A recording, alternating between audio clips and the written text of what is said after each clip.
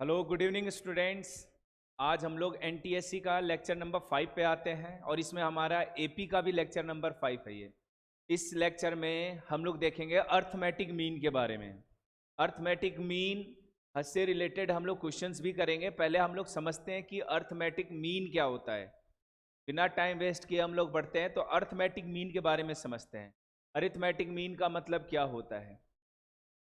हमारे पास क्वेश्चन में जो दे रखा है कि अर्थमेटिक मीन को आपको समझना है। तो अर्थमेटिक मीन क्या होता है कि इफ ए, हमने बोल दिया कि A is a arithmetic mean between two given number A and B. हमने दो नंबर ले लिया कोई भी रेंडमली ए और बी, और उन दोनों के बीच का कोई नंबर हमने ए ले लिया, और वो अर्थमेटिक मीन तब कहलाएगा जब वो ए का वैल्यू ए और बी को जोड़कर और दो से डिवाइड करके आएगा। ठीक है, तीन नंबर अर्थमेटिक मीन में तभी कहलाता है। हमारे पास है, जैसे मान लो हमने कह दिया कि 5 की जगह पे ले लेते हैं हम लोग जैसे 10 और ले लेते हैं 30, और फिर हम बोले कि अर्थमेटिक मीन इसका क्या होगा। अर्थमेटिक मीन मतलब इन दोनों के बीच का वैल्यू, दोनों को ऐड किया और 2 से डिवाइड किया तो आंसर क्या आया 20। तो इसका जो अर्थमेटिक मीन का वैल्यू है वो आया 20, मतलब जो इन दोनों के बीच में आता है। ठीक है, बिल्कुल सेंटर में आता है। तो अर्थमेटिक मीन कहने का मतलब हो गया कि कोई भी दो नंबर का अर्थमेटिक मीन ए तभी कहलाएगा जब वो उन दोनों का एवरेज हो, उन दोनों का एवरेज हो। औसत बोल सकते हैं, मीन का मतलब ही एवरेज होता है। तो arithmetic mean is the mid value of two number, mid value of two number. यहाँ पे हमारे पास सिर्फ 3 नंबरों की बात हो रही है, तो हम लोग उन दोनों नंबर का एवरेज निकाल लेते हैं, तो वही हमारा अर्थमेटिक मीन कहलाता है। ठीक है, अब ये तीनों नंबर जो होंगे अगर आप एक साथ लिखोगे, इन तीनों नंबर्स को अगर आप लोग एक साथ लिखोगे, ठीक है, हम थोड़ा सा डार्क कर लेते हैं इसको। इन तीनों नंबर्स को अगर आप एक साथ लिखोगे, जैसे हमारे पास हमने कह दिया कि पहला नंबर ए है, दूसरा नंबर बी है, और इन दोनों के बीच में जो नंबर आया वो ए है, तो ये तीनों के तीनों क्या होंगे, these 3 terms will be the term of will AP, term will be the term of AP. Arithmetic progression का ही टर्म बन जाता है। जैसे भी हम लोगों ने एक एग्जांपल लिया था ना, उस एग्जांपल के हेल्प से समझते हैं। जैसे हमारे पास एक नंबर है 25 और एक नंबर ले लेते हैं हम लोग 45, एक नंबर ले लेते हैं हम लोग 35, एक नंबर ले लिया हमने 35, तो ये हमारे लिए ए का वैल्यू हो गया, ये बी हो गया। तो हमारे लिए अर्थमेटिक मीन क्या होगा, 25 प्लस 35 अपॉन 2, इसको ऐड किया तो 60/2, यानी कितना आ गया 30, यानी आपका जो ए का वैल्यू आया वो आ गया 30, ए इज 30, ये हमारा ए है। तो आप देखो 25, 30 और 35 ये एक एपी बना रहा है, ये तीनों के तीनों क्या बना रहा है, एक एपी के फॉर्मेट में है, जिसमें हमारा कॉमन डिफरेंस 5-5 का चल रहा है। ठीक है, तो अर्थमेटिक मीन जो है हमारा दो नंबर के बीच का वैल्यू, मीड वैल्यू होता है, और ये कैलकुलेट करने के लिए हम लोग एवरेज वाला ट्रिक यूज करते हैं। एवरेज कैसे निकालते हैं, एवरेज निकालने का सिंपल तरीका, दोनों को ऐड करो और 2 से डिवाइड करो, इससे हमारा दोनों नंबर के बीच का वैल्यू मिल जाता है। बीच का वैल्यू मिल गया मतलब स्टार्टिंग से ए, मतलब अर्थमेटिक मीन और ए के बीच का गैप और अर्थमेटिक मीन और बी के बीच का गैप दोनों इक्वल होगा, क्योंकि वो बीच में है। दैट्स वाई ये हमारा एक एपी के फॉर्मेट में भी आता है। दैट्स वाई ये हमारा क्या है, एक एपी के फॉर्मेट में भी आ जाता है। तो अर्थमेटिक मीन जो हमारा निकलता है वो एक सिंगल नंबर है। ठीक है, वो सिंगल नंबर हमारा क्या होता है, एक एपी के फॉर्मेट में हमारा अरेंज हो जाता है। अब मान लो हमारा अर्थमेटिक मीन्स एक ना होकर एक से ज्यादा टर्म अगर हम दो नंबर के बीच में इंसर्ट करना चाहें और वो सारे के सारे एपी के फॉर्मेट में हो, तो कैसे अरेंज करें। देखो हमारे पास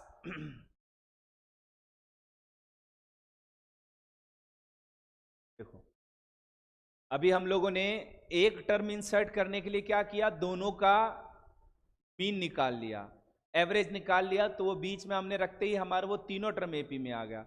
एक इंपॉर्टेंट बात और, कि अगर तीन टर्म को एपी में प्रूफ करना है तो एक्सट्रीम ये वाला कंडीशन आपको प्रूफ करना पड़ेगा। एक बार और देख लो आप लोग, अगर आप लोगों को तीन टर्म अगर आप बोला जाए कि एपी में है, उसको प्रूफ करो। ए बी और सी अगर ये किस फॉर्मेट में है, एपी के फॉर्मेट में है, तो ये रूल जरूर फॉलो करेगा, twice of B is equal to A plus C, मतलब बीच वाले टर्म का डबल एक्सट्रीम के सम के बराबर होगा। अगर ये प्रूफ कर दोगे तो आपका ये तीनों टर्म एपी में प्रूफ हो जाता है। ये है क्या, ओवरऑल ये सेम चीज है।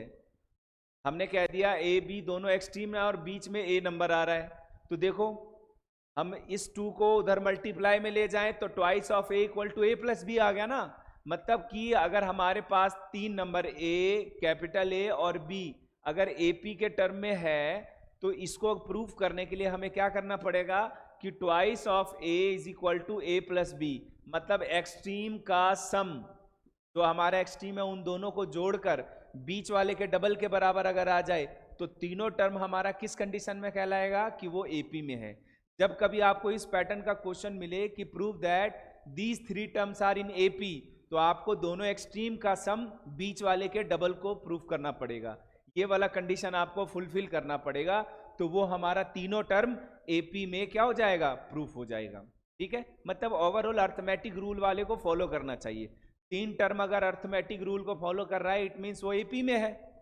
मैंने अभी आपको बताया कि ए हमारा जो निकलता है अर्थमेटिक मीन, वो एवरेज निकलता है और वो तीनों एपी के टर्म में होता है ना। अब इसके बाद हम लोग आगे आते हैं नेक्स्ट पे। देखो अब मान लो हमें एक से ज्यादा टर्म इंसर्ट करना है 2 नंबर के बीच में। 2 नंबर के बीच में हम लोग एक से ज्यादा टर्म इंसर्ट करना चाहते हैं, ठीक है ना। An arithmetic means between 2 given number A and B. A and B के बीच में 2 से मतलब एक से ज्यादा नंबर हम इंसर्ट करना चाहते हैं, और वो सारा का सारा एपी होना चाहिए, और वो सारा का सारा क्या होना चाहिए, एपी के टर्म में होना चाहिए। तो बताओ उसको हम कैसे इंसर्ट करें। कॉमन डिफरेंस क्या लें, हमारा एन टर्म्स भी होना चाहिए और वो एपी के रूल को भी फॉलो करना चाहिए। तो कैसे करते हैं, देखो if in between 2 numbers a and b we have to insert an arithmetic mean। arithmetic mean कहने मतलब n numbers हम insert करना चाह रहे हैं, वो सारे के सारे क्या है हमारे AP को फॉलो कर रहे हैं ना। n numbers insert करना चाहते हैं a और b के बीच में। मान लो वो नंबर है a1 a2 a3 से लेकर an तक, ये सारे नंबर्स हम लोग क्या करते हैं, ऐड करना चाहते हैं। देन ए पहला टर्म आपका ये हो जाएगा, लास्ट टर्म आपका ये हो जाएगा, और बीच में हमने एन टर्म्स इंसर्ट करे हैं वो ये हो जाएगा। ठीक है, इस कंडीशन में ये सारे के सारे क्या होंगे, एपी होंगे। ये सारे के सारे क्या होंगे, एपी के फॉर्म में होगा। और the series consist of n plus 2 term. N term तो हमने इंसर्ट करा है, एन टर्म तो हमने इंसर्ट करा है, ठीक है। और ए और बी हमारा क्वेश्चन में दे रखा है, तो टोटल कितने हो गए, n प्लस 2 टर्म्स हो गए। That's why the series consist of n plus 2 terms. The last term is b and the first term is a। Last term हमारा b है और फर्स्ट टर्म हमारा a है, ठीक है, ओके। अब इस कंडीशन में आपका जो d आएगा, इस कंडीशन में जो कॉमन डिफरेंस होगा, d बोले तो कॉमन डिफरेंस, d आपका क्या है, this one is common difference. Common difference, common difference जो होगा वो होगा b माइनस ए। लास्ट टर्म में फर्स्ट टर्म को माइनस करो और n+1 से उसको डिवाइड कर दो, तो जो आपका वैल्यू आएगा वो कॉमन डिफरेंस। फर्स्ट टर्म आपके पास मिल गया, कॉमन डिफरेंस आपको इस फॉर्मूले से मिल जाएगा। फर्स्ट टर्म मिल गया, कॉमन डिफरेंस मिल गया, तो फिर आप एपी इजिली बना सकते हो। हम लोग एक एग्जाम्पल करेंगे तो ज़्यादा अच्छे से समझ में आएगा, ठीक है। और अगर आप a1 से लेकर an तक को ऐड करना चाहते हो, ए बी को छोड़कर, a और b को छोड़कर अगर a1 से लेकर an तक ऐड करना चाहते हो, तो ये कहलाता है sum of arithmetic means inserted between a and b। a और b के बीच में जो हमने n टर्म्स इंसर्ट किया है उन सब का समेशन क्या आएगा, तो उन सब का समेशन आपको इस फॉर्मूले से मिलेगा, n/2 a plus B. a plus B को n से मल्टीप्लाई कर दो, कितना टर्म हमने इंसर्ट करा है, और उसको 2 से डिवाइड कर दो, तो आपको ओवरऑल पता चल जाएगा कि वो सम ऑफ n टर्म्स क्या है। ठीक है, इसके बाद देखो यही चीज को हम इस तरीके से भी रिप्रेजेंट कर सकते हैं, जैसे a1 plus a2 plus a3 plus plus plus dot an तक अगर हमारा आ रहा है तो इसको हम लोग n/2 a प्लस भी लिख सकते हैं। ठीक है, अब देखो इससे बेसिस हम लोग ये क्वेश्चन करते हैं तो मेरे ख्याल से ये आपको ज्यादा अच्छे से समझ में आ जाएगा। हमारे पास कोई दो नंबर है, मान लेते हैं let we have two numbers, we have two numbers 2 and 38, ये दो नंबर है और इसमें हम कितना, इसमें हम लोग टोटल 8 टर्म इंसर्ट करना चाहते हैं। We are interested to insert 8 terms, 8 terms insert करो, insert 8 terms which make AP, जो कि वो एपी बना रहा हो। 8 टर्म 2 और 38 के बीच में इस तरीके से इंसर्ट करो कि वो सारे के सारे एपी बनाए, वो सारे के सारे एपी बनाए। क्वेश्चन आपके सामने है कि दो नंबर दे रखा है 2 और 38, इन दोनों के बीच में हमें 8 टर्म इंसर्ट करने के लिए बोला है और वो सारे के सारे एपी के रूल को फॉलो करना चाहिए। आप कैसे इंसर्ट करोगे? तो सबसे पहला जो रूल है हमारा उसके ऊपर आते हैं। रूल हमारा कहता है कि सबसे पहले आप कॉमन डिफरेंस निकालें। तो कॉमन डिफरेंस निकालने का फॉर्मूला हमने अभी अभी पढ़ा है, ये होता है हमारे पास n/2 b माइनस ए, सॉरी गलत बता दिया मैंने, ये हमारे पास b माइनस ए अपॉन n+1, b माइनस ए अपॉन n+1, इससे हमारा कॉमन डिफरेंस निकल जाएगा। ठीक है, अब हम लोग डिसाइड करते हैं इसमें a और b क्या है। तो पहला नंबर हमारा a होता है, a यहाँ पर 2 दे रखा है, और b हमारे पास क्या है, b इज 38, b हमारे पास 38 है, a हमारे पास 2 है, और n का वैल्यू क्या है, हम कितने टर्म्स इंसर्ट करना चाहते हैं, कितने अर्थमेटिक मीन्स हम लोग उसमें डालना चाहते हैं, वही हमारा क्या है, n है। तो n हमारे पास क्या है, n इज 8, तो हमारे पास कॉमन डिफरेंस का वैल्यू क्या आ गया, कॉमन डिफरेंस आ गया 38 - 2 अपॉन 8 + 1, 38 और 2 कितना हो गया, 38 और 2 हमारा हो जाएगा 40 अपॉन 9, ये हो गया आपका कॉमन डिफरेंस।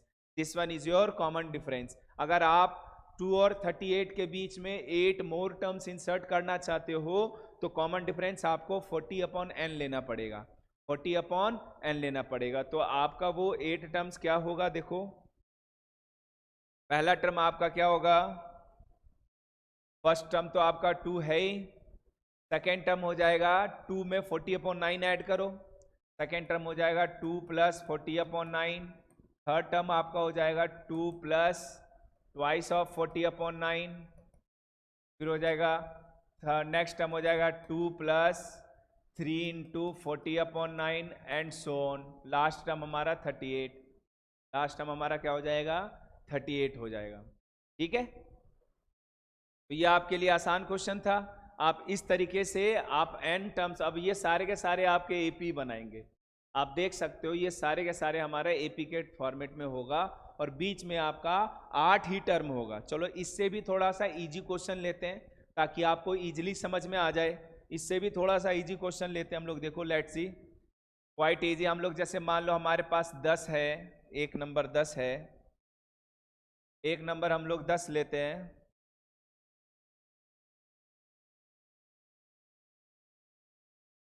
एक नंबर हमने 10 लिया और अगला नंबर हमने 100 लिया। ठीक है, अब इनके बीच में हम इंसर्ट करना चाहते हैं 8 टर्म इंसर्ट करना चाहते हैं और वो सारे के सारे एपी के फॉर्मेट में होना चाहिए। ठीक है ना 8 टर्म लेते हैं तो 8 और 1, ठीक है। ठीक है, हम कितना टर्म इंसर्ट करना चाहते हैं, इंसर्ट 8 टर्म्स, हम लोग 8 टर्म्स इंसर्ट करना चाहते हैं। तो कॉमन डिफरेंस हमारा क्या हो जाएगा, p - a अपॉन n+1, यानी हो गया 90 अपॉन 9, यानी ये कैंसिल हो गया, कितना हो गया 10, यानी कॉमन डिफरेंस आपका कितना हो गया 10। कॉमन डिफरेंस 10 हो गया तो आप इजिली इसको इंसर्ट कर सकते हो। फर्स्ट टर्म आपका क्या है 10 है, तो नेक्स्ट टर्म 10 में 10 ऐड करो तो 20 हो जाएगा, फिर नेक्स्ट हो जाएगा 30, फिर नेक्स्ट हो जाएगा 40, 50, 60, 70, फिर हो जाएगा 80, फिर हो जाएगा 90 और ये हो जाएगा 100। तो देखो कि ये जो हमने इंसर्ट करा है, ये जो हमने इंसर्ट करा है ये हमारे 8 टर्म है टोटल। बी देख लो 1 2 3 4 5 6 7 और 8, 8 ही टर्म आए। और देख लो स्टार्टिंग से लेकर लास्ट तक ये सारे के सारे क्या है एपी का एक फॉर्मेट है। 10-10 का गैप आ रहा है और ये हमारा एक एपी भी बना रहा है। तो आपको फॉर्मूला याद रखना है कि जब कभी आपको कॉमन डिफरेंस निकालने बोले और बोले कि एन टर्म इंसर्ट करो दो टर्म के बीच में, दो नंबर के बीच में एन टर्म्स इंसर्ट करना और सारे एपी के फॉर्मेट में होना चाहिए, तो सबसे पहले आप कॉमन डिफरेंस निकालोगे। कॉमन डिफरेंस निकालने का जो फॉर्मूला है वो फॉर्मूला होगा b माइनस ए अपॉन एन प्लस वन। और n क्या है, हम कितने टर्म्स इंसर्ट करना चाहते हैं, कितने अर्थमेटिक मीन्स हम लोग उसके अंदर इंसर्ट करना चाहते हैं। ठीक है, हमने पहले पढ़ा कि एक टर्म अगर इंसर्ट करना हो तो दोनों का एवरेज ले लो, जिसको हम अर्थमेटिक मीन बोलते हैं। वो हमारा 3 टर्म को प्रूफ करने में भी काम आता है कि अर्थमेटिक मीन में है या नहीं है। ठीक है, एन टर्म डालना है तो हमारा ये रूल आएगा। अब हमने अभी एक और फॉर्मूला पढ़ा है यहाँ पर, उसको भी देखते हैं कि अगर हमने अर्थमेटिक टर्म जो इंसर्ट करा है, ये जो अर्थमेटिक मीन हमने a1 से लेकर an तक इंसर्ट करा है, उन सबको जोड़कर कितना आएगा, उन सबको ऐड करके क्या आएगा। यानी हम जानना चाहते हैं कि ये जो हमने अर्थमेटिक मीन्स 8 टर्म्स जो इंसर्ट किए हैं इन सबको जोड़कर क्या आएगा, सम ऑफ 8 अर्थमेटिक मीन्स। तो क्या आएगा n/2 a प्लस b, यही हमारा फॉर्मूला था n/2 a प्लस बी। तो n हमारे पास 8 है तो 8/2 a हमारे पास 10 है और b हमारे पास 100 है। इसको सॉल्व किए तो 4 मल्टीप्लाई बाय 110, तो ये आ गया 440। आप चाहो तो 20, 30, 40, 50, 60, 70, 80 और 90 इनको ऐड करके भी देख लो। ये 0 आ गया, क्या आ गया हमारा 440। तो आप देख सकते हो, चेक भी कर सकते हो कि जितने टर्म्स हमने इंसर्ट करा है वो हमारा कैसे आया। तो जितने टर्म्स हमने इंसर्ट करा है वो n/2 a प्लस बी वाले फॉर्मूले से आता है। उन सबको जोड़कर, सबको ऐड करके क्या आएगा, तो ऐड करके जो आना है वो उसका फॉर्मूला हमने यहाँ पे पढ़ा है। ये हमारा फॉर्मूला है sum of n inserted term, sum of n inserted terms.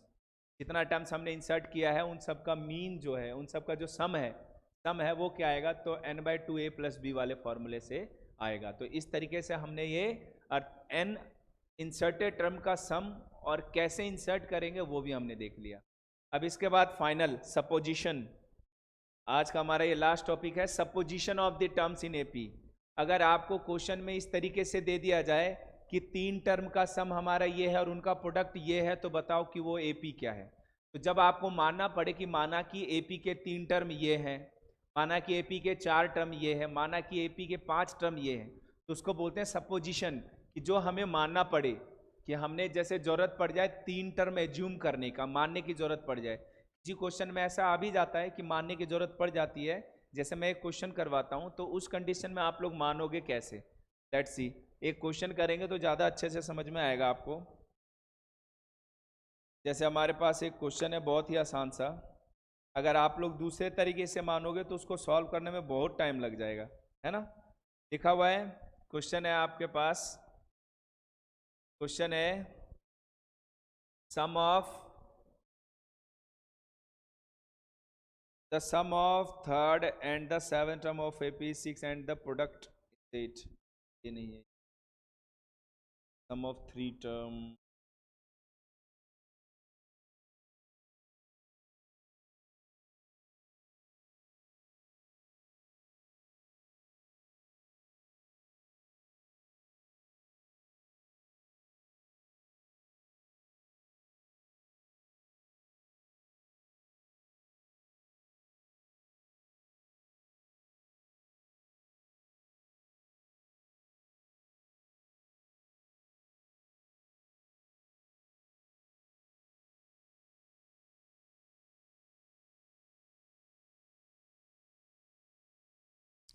जैसे मान लो क्वेश्चन में लिख दिया कि किसी एपी में सम ऑफ थ्री टर्म्स दे दिया -12 और लिख दिया product of that three numbers, product of that numbers is 8। तो बताओ कि एपी में वो तीनों टर्म क्या है, कि तीन टर्म को जोड़ने पे -12 आ रहा है और तीनों टर्म को गुना करके 8 आ रहा है। तो बताओ कि वो टर्म क्या है। तो हमें तीन टर्म मानना पड़ेगा कि मान लिए एपी का तीन टर्म ये है। तो जब कभी आपको तीन टर्म मानने की जरूरत पड़े, थ्री टर्म्स, तो बीच में ए मानोगे, इधर a माइनस डी, इधर a प्लस डी। ये आप एज्यूम करने का तरीका है। तीन टर्म मानना पड़े तो a minus D, a plus D. और अगर आपको चार टर्म मानना है तो 2d का डिफरेंस आएगा। देखो a माइनस डी, इधर a प्लस डी, इधर a प्लस 3d, इधर a माइनस 3d। ये चार टर्म एज्यूम करने का तरीका। और पांच टर्म मानना है तो फिर बीच में हमारा ऑड नंबर जब भी आ जाए तो बीच में a होगा, दोनों साइड d माइनस प्लस करते जाओ, जितने भी टर्म है वो ऑड नंबर में आसान होता है। तीन मानना है तो देखो बीच में एक, इधर एक d माइनस कर दिए, इधर एक d प्लस कर दिए। पांच मानना है तो बीच में a माना, इधर d माइनस किया, इधर एक d प्लस किया, इधर दो d माइनस किया, इधर दो d प्लस किया। तो पांच टर्म हमारा एज्यूम हो गया। तीन टर्म एज्यूम करना है तो ऐसे एज्यूम करेंगे। बट अगर इवन नंबर आप एज्यूम करने की जरूरत पड़े तो पहले a माइनस डी फिर a प्लस डी, दोनों में 2d का गैप चलेगा। फिर इसमें 2d घटाएंगे तो -3d होगा और इसमें 2d ऐड करोगे तो हमारा प्लस का 3d होगा। फिर अगर 6 टर्म मानना पड़े तो a minus D, a plus D, a minus 3d, a plus 3d, a minus 5d और उधर हो जाएगा a प्लस 5d। तो 6 टर्म हो जाएंगे। तो अब इसको आप इजिली बना सकते हो। तीन टर्म की बात हो रहा है तो मान लिया कि हमारे पास जो तीन टर्म है, लेट थ्री टर्म्स आर, मान लिया कि वो तीन टर्म कौन कौन सा है, a है, a माइनस डी है और a प्लस डी है। तीन टर्म है तो हम ऐसे ही मानेंगे। पहला कंडीशन है तीनों को जोड़कर -12 आना चाहिए, तो हम तीनों को ऐड करते हैं। तो सम हमारे पास दे रखा है a minus D plus a plus D equal to -12। इसको सॉल्व किए तो देखो माइनस डी से प्लस डी कट गया, 3a इक्वल टू -12 आ गया। तो a का वैल्यू देखो -4 आ गया बहुत आसानी से। फटाफट आंसर मिल गया ना, a इक्वल टू -4। अगर आपको बोले अब दूसरा दे रखा है प्रोडक्ट, तीनों का प्रोडक्ट, सेकेंड कंडीशन में दे रखा है आपको तीनों का प्रोडक्ट, मतलब a minus D multiply by a multiply by a plus D, तीनों को मल्टीप्लाई करके 8 आना चाहिए। तो अब यहाँ पे a का वैल्यू अगर -4 रख दे तो -4 माइनस डी, फिर ये आ जाएगा 4 माइनस का, और फिर ये हो जाएगा -4 प्लस का d, हो गया ये इक्वल टू 8। इसको आप सॉल्व कर सकते हो आसानी से। इसको सॉल्व करेंगे तो हमारे पास हो जाएगा -4 माइनस डी और -4 प्लस डी, और ये -4 का साइड चेंज कर दिए तो 8 अपॉन -4 हो गया। ये कैंसिल होके तो -2 आ गया। a plus B, a minus B का फॉर्मूला है तो a square minus B square is equal to -2 आ गया। ठीक है, तो -4 का स्क्वायर हो गया 16 minus D square equal to -2, तो 16 प्लस 2 इक्वल टू आ गया d स्क्वायर। तो d का वैल्यू आ गया ±√18, ±√18। ये आपका फाइनल आंसर हो। कॉमन डिफरेंस निकल गया। फर्स्ट टर्म आपका -2 निकल गया, ये जो फर्स्ट टर्म आपका -4 है और कॉमन डिफरेंस आपका ±√18 निकल गया। तो आप फर्स्ट टर्म और कॉमन डिफरेंस निकलने के बाद आप एपी बना सकते हो। ठीक है, तो ये सपोजिशन ऑफ टर्म आपको भी पता होना चाहिए।